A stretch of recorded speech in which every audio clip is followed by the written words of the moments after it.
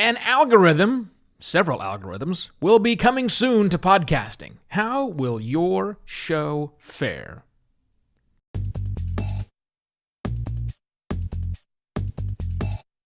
Hello and welcome to another Podcast Pontifications with me, Evo Terra. Algorithms. That scary thing that causes you to run away from various social media platforms because your content is no longer being served to all of the people that follow you on that social media platform. Run away. That's the great thing about podcasting. There's no algorithm. People subscribe to your show and they get your show, period. End of story. Yeah, right. Like so many things, the web is really good at doing. The internet is really good at doing. Digital media is really good at doing. Too much of a good thing means change. Algorithms exist for one reason, and one reason only: to surface the best, whatever that means, you hear the air quotes in there, to surface the best content for the person who is doing the thing. We first got exposed to algorithms thanks to Google and the way that they surface content. When you search for something on the web, on Google, Google then has a very complicated algorithm with literally hundreds of different factors that are at play to determine how and in which order information Google finds should be ranked and presented to you on the SERP, the search engine results page. Then the social media companies came along and picked it up because Facebook said, wow, we've got we have 1 billion people using the service, creating content. There's just too much stuff. Nobody can handle just the flood of information that's being presented. They follow hundreds of people. They follow dozens of companies, and they're all making content. There's too much. Let's make an algorithm that then puts what Facebook thinks is the best on top to give the listener, in Facebook's case, the viewer, to give the viewer the best experience. Same thing goes for Twitter. Same thing goes for YouTube.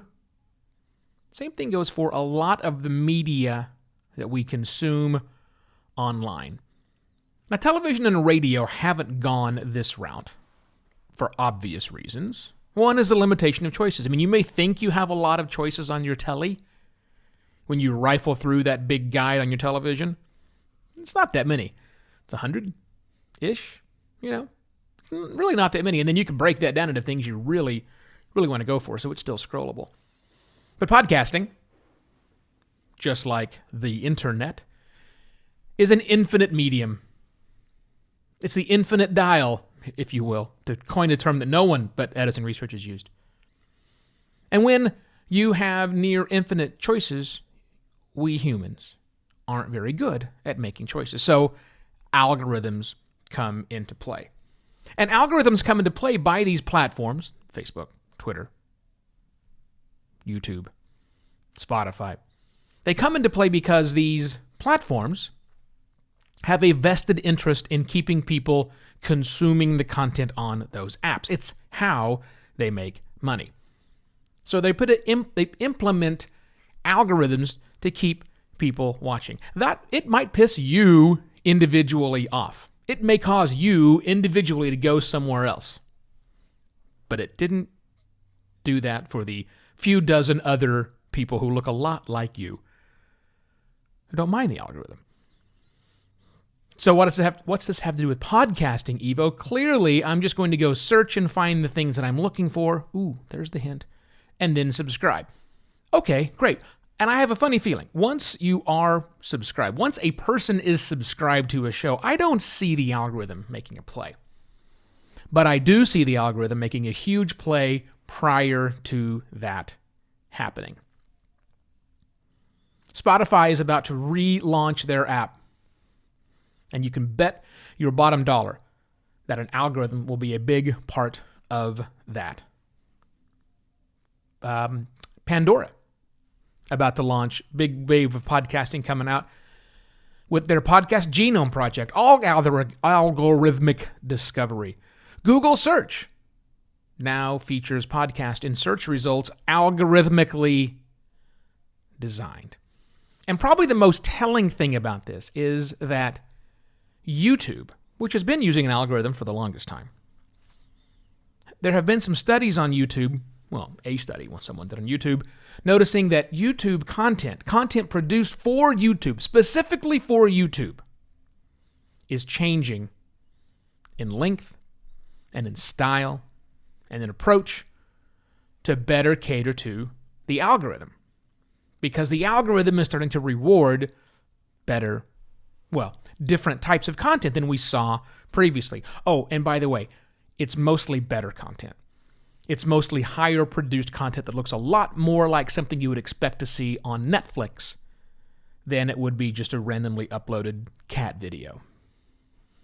That's going to change not necessarily what you can load to YouTube, and the same thing for podcasting. I don't think it'll change what you can do with podcasting, but I think these coming algorithms in Spotify, in Apple Podcasts probably, in lots of other platforms, maybe not platforms that you, the working podcaster, utilize, but the platforms that the majority of humans use, or the platforms that all 72-ish% of people who don't regularly listen to podcasts, they will start using, they will be exposed to this algorithm.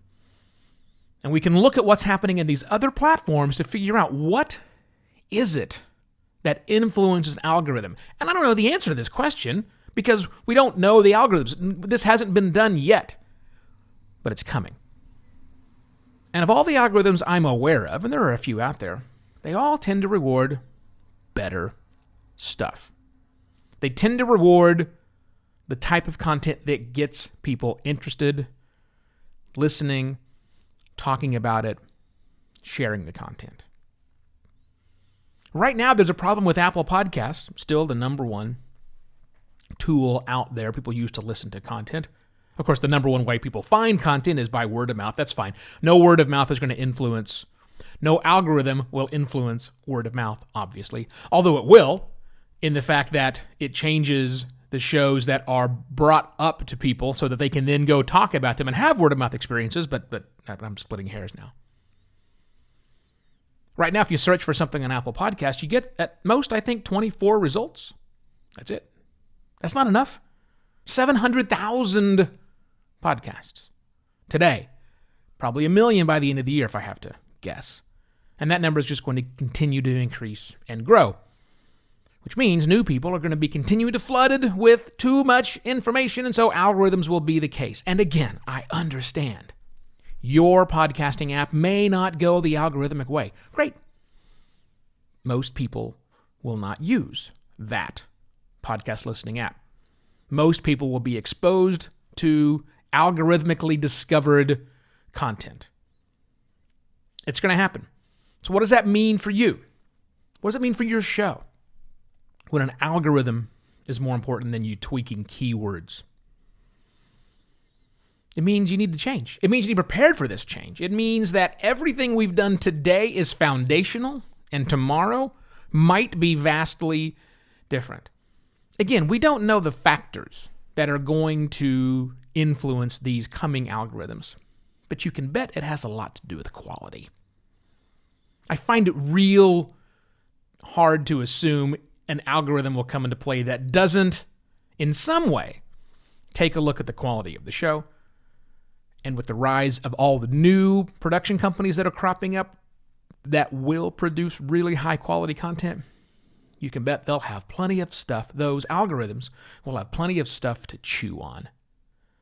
Are you making a podcast and you want to make sure you don't get ran afoul by, terrible English, the algorithm? Get in touch with me. I would love to take a look and talk with you more about where I see the future of this happening, just as we make these algorithms will eventually make podcasting better. Get in touch with me, evo@podcastlaunch.pro, or just go to podcastlaunch.pro. I've got a list of services there that my firm offers our clients. And I shall be back tomorrow with yet another Podcast Pontifications. Cheers.